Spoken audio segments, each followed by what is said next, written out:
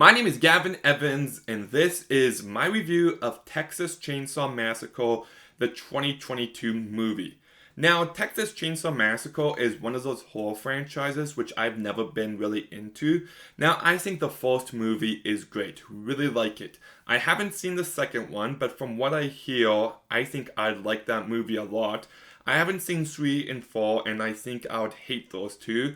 And then just recently, a couple weeks ago, I watched the remake and the prequel to the remake, and I know lots of people love those two movies. I hated them. I thought they were so bland and awful and overlong and totally reliant on this sheriff character who's never as menacing as a movie wants you to believe he is. So I didn't like those two at all. Texas Chainsaw 3D. Okay, I'm gonna be honest, I enjoy it, but not in a good way. It's a so bad it's good kind of movie. Get him, cuz, just hilarious. I've never seen Leatherface, but I've always been intrigued by it because I hear it's like kind of a whodunit movie in this franchise. So to say my expectations were low for this movie really isn't selling you on how low my expectations were. And to even make it better, I've heard nothing but terrible things about this movie. Critics hate it, fans of the franchise hate it, just nobody seems to like this movie in any way. So my expectations were at rock bottom. And you know what they say about expectations that are so low? There's nowhere to go but up. And that's actually the case here because I'm not going to lie, I like this movie. I think this is a damn solid horror movie. And while I was watching this movie, I truly don't understand the amount of hate this movie has received. I can understand certain complaints, but for the movie as a whole, I just truly don't get it. It's not a movie that you watch like Suicide Squad where every flaw jumps right out at you. There's nothing like obviously terrible in this movie. So the amount of hate this movie has received is truly baffling to me, especially when the new 2022 Scream movie got great reviews and the 2018 Halloween movie has lots of fans along with Halloween Kills. Like, people like those 3 movies but hate this one, and I just truly don't get it. I think this movie is so obviously better than those ones.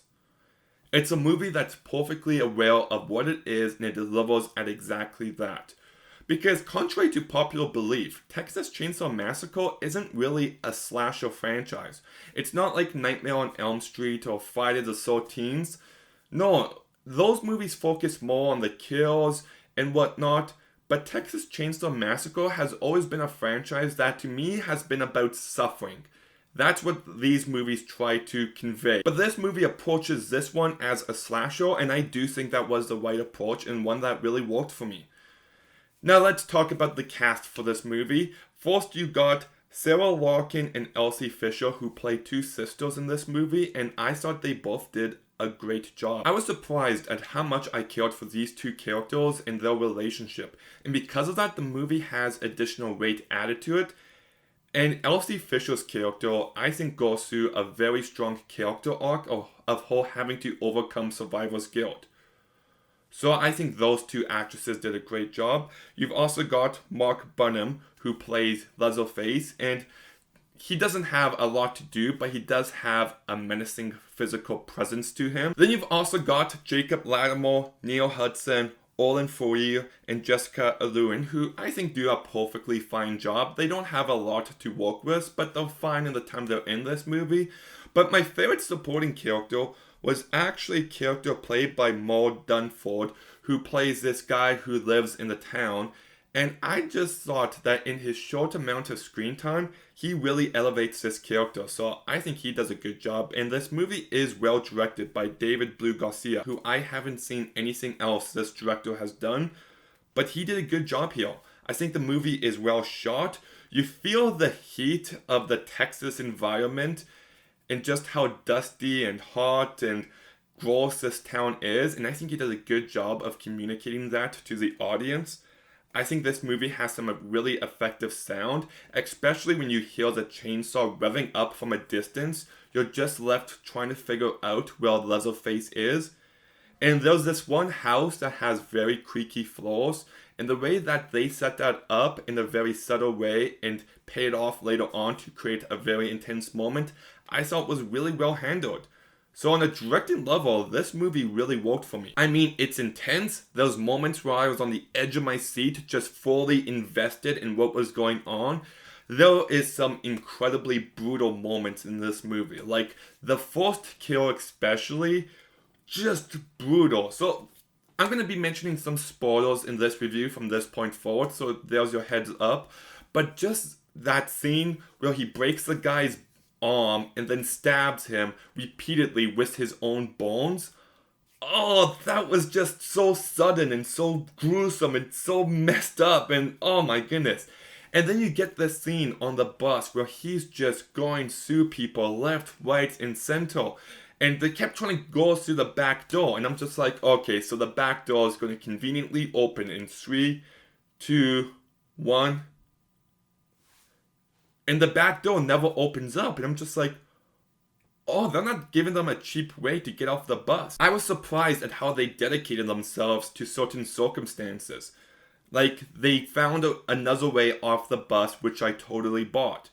And then there's one moment where someone's in the house with Leatherface, and you understand why she doesn't just run out of there, because you feel the fear that she's feeling. Feel the fear that she's feeling.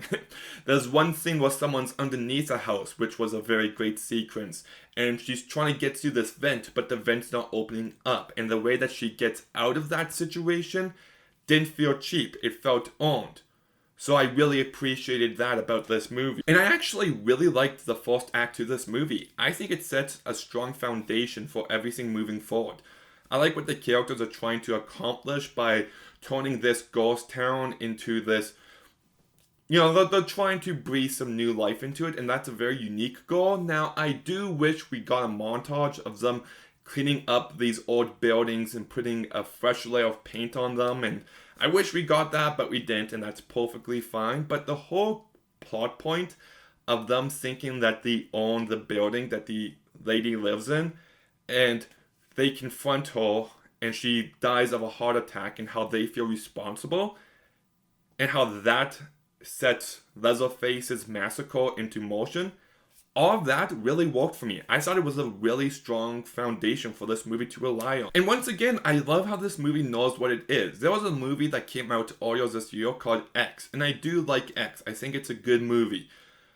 But it also feels torn if it wants to be this art house A24 movie or this slasher movie, and it doesn't fully know what it is, but this movie did for me. It just knows what it is. It's a slasher movie.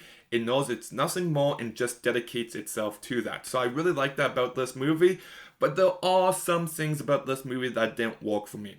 I am a little mixed on the usage of Sally as a character. Like, I like lots of the ideas that they're going for with her. You know, she's this character who went through this tragic event when she was young, and she never moved on, and you see that paralleled with one of the sisters.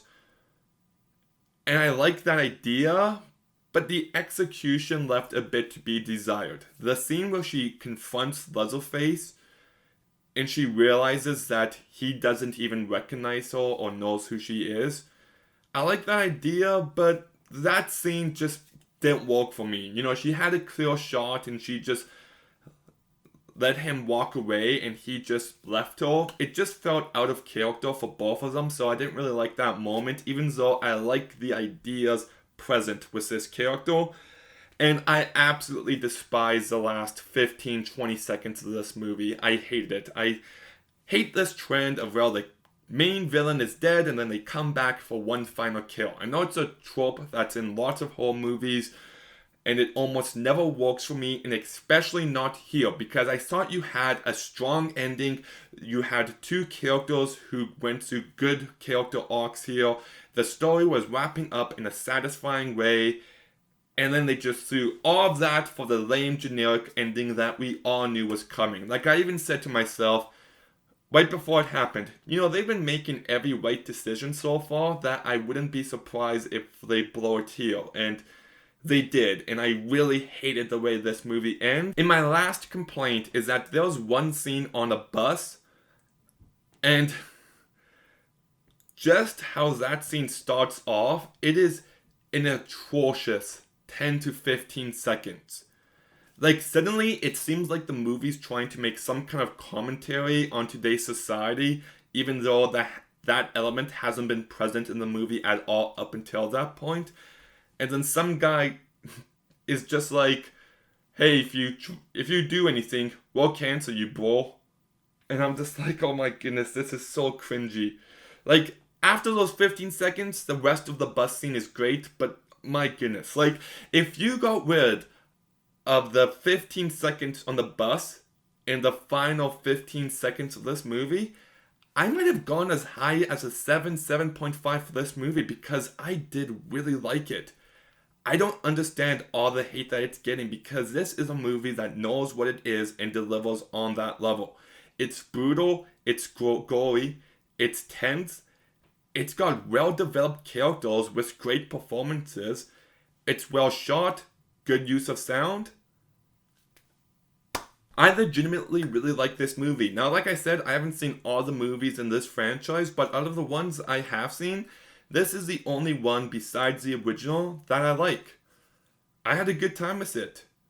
In fact, I'm going to go ahead and give Texas Chainsaw Massacre 2022 a 6.5 out of 10. I really do think the ending ruins a bit of what comes beforehand, and those 15 seconds on the bus really didn't work for me, and I'm a bit mixed on Sally. This movie could go up next time I watch it, but just to be safe, just for this viewing, I'd put it at a 6.5. I did like it, and even though you've heard terrible things about it, I still recommend you go out and watch it. You know, whenever I have a hot take on a movie, I always get asked, are you just doing this for attention? And the answer is 100% of the time, no. There is no point in reviewing movies if you aren't completely genuine and honest with your thoughts on them. And all my opinions that I say on this channel are genuine and honest. So, yes, have you seen the 2022 Texas Chainsaw Massacre? What did you think about it? Let me know in the comments down below. Make sure you like, make sure you comment, make sure you subscribe. Stay tuned for some more videos soon, and Gavin out.